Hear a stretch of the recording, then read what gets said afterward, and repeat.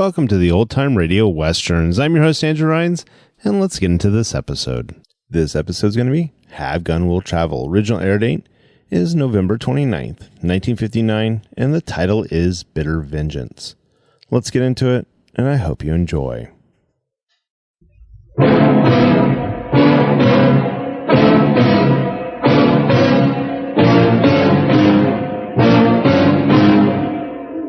You won't stop me from getting these logs through. My gun is pointed at your man's head. Now put your rifle down, or he'll be a long time dead.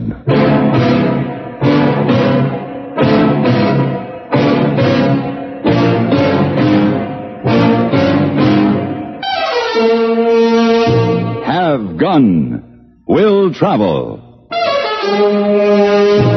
Starring Mr. John Dehner as Paladin.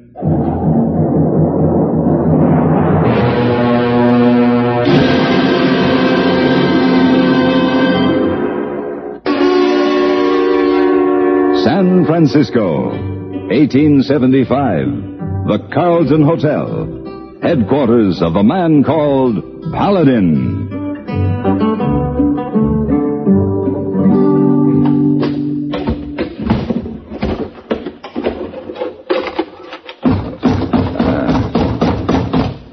Yes, who is it? It's Heyboy. Well, come in, Heyboy. No, can't open the door, Mr. Paladin. Arm is full. Oh, all right. Wait a minute. Oh, see, Mr. Paladin? Good heavens, what's all that you're carrying? Baseball things. You remember you said you teach Heyboy how to play baseball? Hey, can bring stuff in? Sit down? Well, yes, of course. Yes, Oh, it's a great heavy mess learning to play baseball. What on earth are all those things supposed to be, Heyboy? Bats. Bats? What do you think, Mr. Paladin? Well, it looks like you brought every kind of stick you could find. Oh, you saw. Wide ones, skinny ones, fat ones. Heyboy have many bats for players to choose from. Oh, I see. You saw. Shall we get started, Mr. Paladin? Heyboy want to tell all members of Chinese Imperial Dragon Club about the baseball. You take your bat now? No, not now. Heyboy, I've got to finish packing. Oh, you leave today? Well, yes, I thought you knew. Oh, to see Macy Mitchell in Washington Territory? That's right. Oh, Heyboy think you leave tomorrow. Well, you've been so busy buying up all that baseball equipment, you've lost track of the days. You want to help me finish packing? Yes, sir. So sorry, Heyboy forgot. There'll be plenty of time for your baseball lessons when I get back. You'll have all winter to practice. Oh, you think Imperial Dragon Club have good team by springtime? If they're as interested as you are, it should be one of the best teams in San Francisco. Oh, very good. This make Heyboy a very important man in club.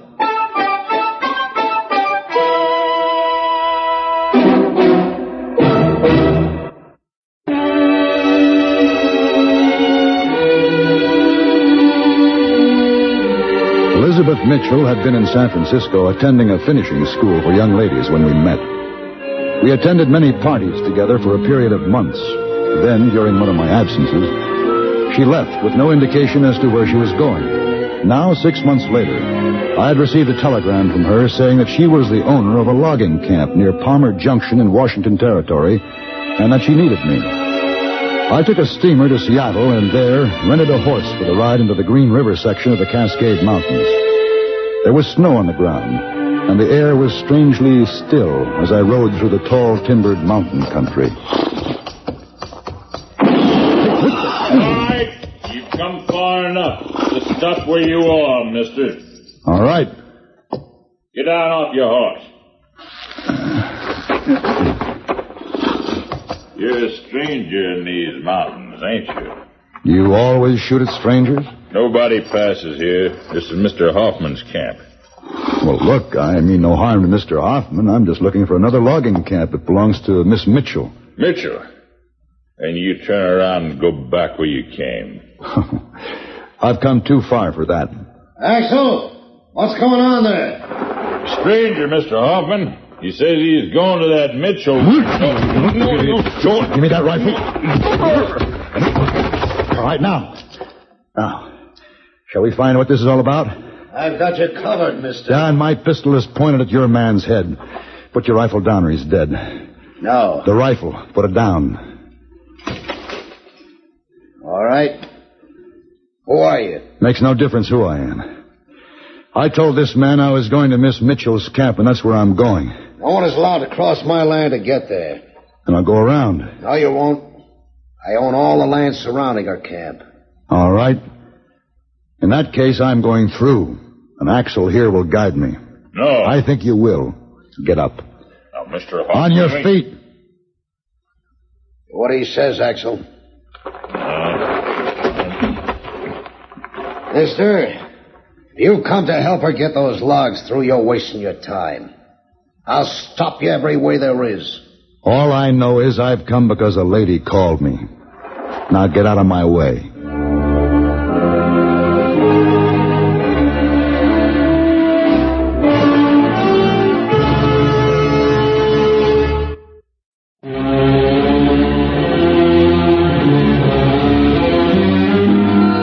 Under the circumstances, the man called Axel was only too happy to direct me to Elizabeth's logging camp and then depart from my company. It was a typical camp with a sturdy main cabin, a cook shack, several other buildings for the work gang, and the tool sheds. But something was wrong. There were no men working, and felled logs lay scattered about on the ground. They should have been in stacks for the trip to the mills. I dismounted and walked toward the cabin. Paladin! Hey! Paladin! Elizabeth! Is it really you? Oh, I'm so glad to see you. Elizabeth, it's good to see you, too. Now, here, let me just have a look at you. I've changed, haven't I? Oh, well, you're just as beautiful as ever, but I never expected to see you in these surroundings. Well, this camp belonged to my father. He left it to me when he died 6 months ago. Oh.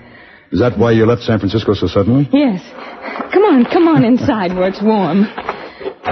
Oh, Paladin, I knew you'd come. Well, you know, if your neighbor had his way, I wouldn't be here. Oh, then you've met Mr. Hoffman. Oh, yes. And the giant, what's his name, Axel? Axel Grundle. Yeah. Hoffman's woods boss. Sit down at the table and I'll pour you some coffee. Good, I could use some. Elizabeth, why did he try to stop me? Mr. Hoffman is the reason I sent for you. I need a man like you who knows his way around a gun. Here you are. Thank you. You see, after Father died, Hoffman bought up all the land that surrounds mine, and he won't let me cross his property to take my logs to the mill. I see. Well, how many men do you have in your crew, Elizabeth? My crew quit when they heard Hoffman had hired Axel. That man is a devil himself, and he'll make killers out of every one of Hoffman's men. My men were simply afraid, that's all.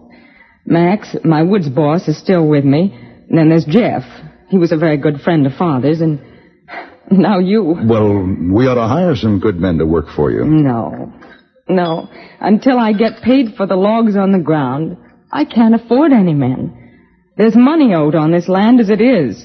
And if I default on the payments, Hoffman gets it. Well, how's that? He bought the bank stock. Ooh. He's kept himself busy, hasn't he?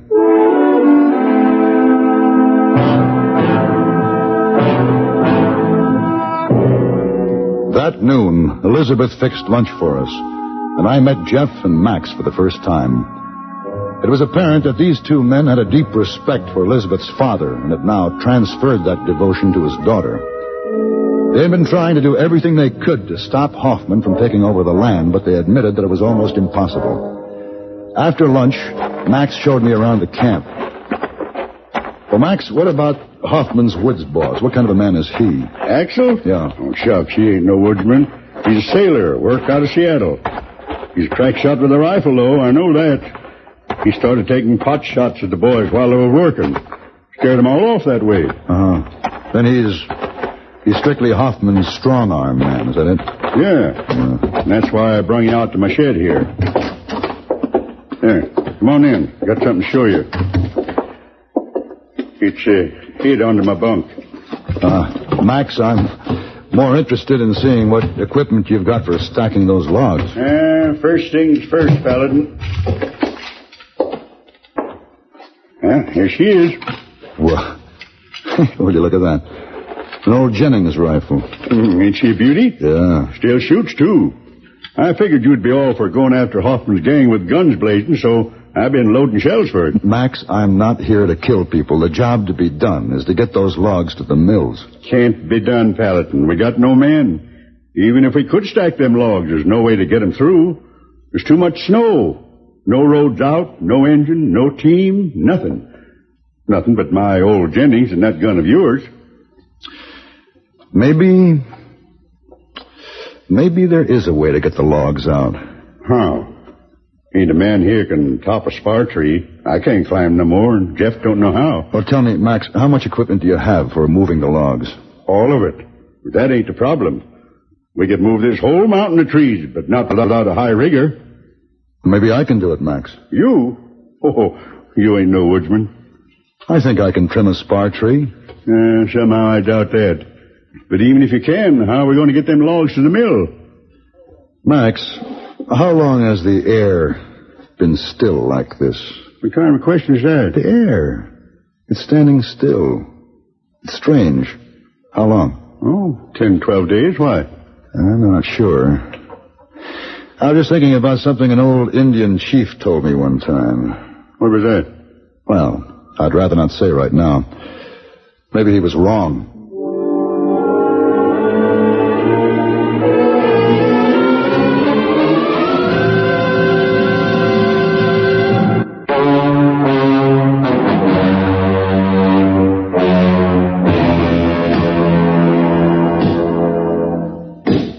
Look out below. Miss Elizabeth, I never seen nothing like it. You told me that man was a gunman. Only if he has to, Max. Mr. Paladin's a good man to have around. He sure is, ma'am. There's only one thing. What's that? I don't agree with where he picked that spar tree. Why? Why, it's too close to that old dry riverbed. If we're going to stack logs, let him get closer to the road where we can get a team up here come springtime and get him out. Springtime's too late, Max. It's now or never. All right, Max, done.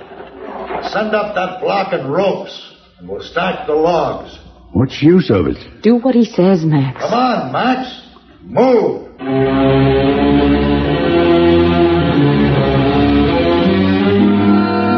It wasn't easy to get Max to agree to stack the logs where I wanted them, but finally the job was done. Now it was just a question of wait and hope. This went on for a week. Max and Jeff were getting edgy. It was all Elizabeth and I could do to keep Max from trotting down to Hoffman's place with his old Jennings rifle. But finally it came, what I had been waiting for. The Chinook wind. It comes, some people say, out of an old Indian's dreams. Others say it's the devil's breath on a particularly bad day. All I know is it came in dry and hot, and it lasted for 2 days. Doggone it, Paladin, you was right. A Chinook wind, it's working. That snow's melting like it was summertime. Look at that water come down. Paladin! Oh, that's Jeff. Where'd he been anyway? I sent him down the riverbed. You're right, Paladin. Hoffman's onto our plan. We got Axel and his men building a log jam down below. According to law, he can claim every log that floats down there and stops on his property. Concern him, Paladin. Let's go down there and shoot 'em all dead. Max, if you don't settle down... Paladin, you can't stop the logs from going now. The water's rising so fast they'll be starting. Wait a minute. Max, how much black powder do you have? Enough to blow this mountain up. We use it for blasting out tree stumps. Good. What are you going to do? Jeff, do you know how to use a pike? Sure do. All right, then. Now, you make a skid jam here. And when you hear a shot fired from down below, start the logs down. Will you do it? You bet I will. All right, come on, Max. Let's get that black powder.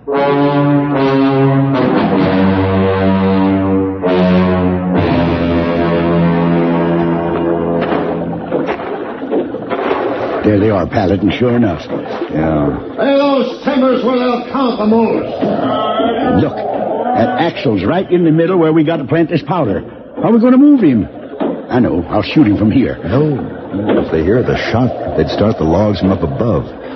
Now, listen carefully. Yes, Paladin. Max, I'll draw Axel off the jam they've built. Now, while I'm busy with him, you plant the black powder out there. Can you do it? Bet I'll do it.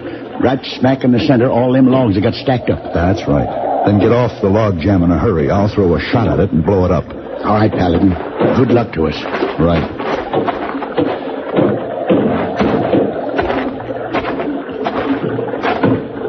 Hey, you. You, Axel. Call my name. I did. You. What do you want? I come to fight you. I hear you were the toughest man ever to go to sea. You scum. I'll fight you. This time without a pistol at my head. I'll kill you. I'll break you in two. Oh, no, you won't, my friend. Down, Axel. Use your gun. My bare hands. I'll kill this man. Get out of the way, Axel. I'll shoot him. My bare hands. You. I killed him. Yeah? You killed your own man. I didn't. Well, I never meant this to go so far. It was a mistake. Will they hold me for murder? I suppose they will. Even Axel had a right to live. Paladin, that shot. You started the log. All right, get off the jam, Max. Can you see where I put the powder? Yes, I can see it, but get out of the way. Paladin, here comes the log. Shoot quick. All right, Max. There they go. You made it, Paladin. You made it. Look at them logs go through.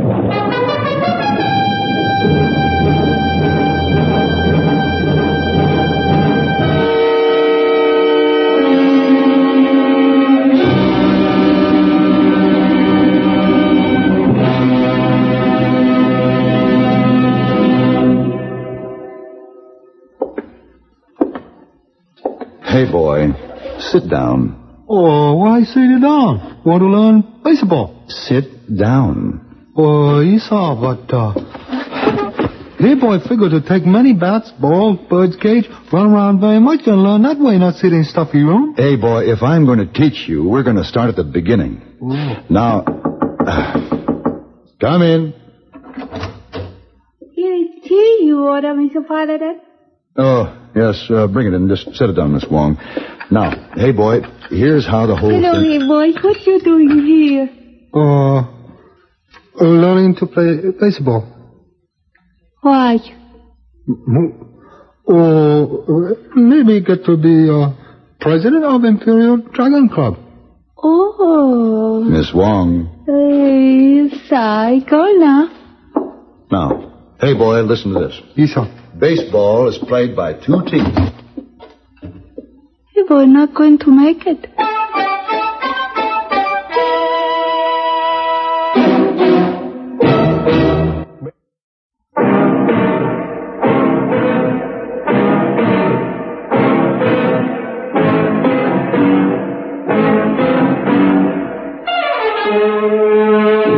Have gun. Will travel.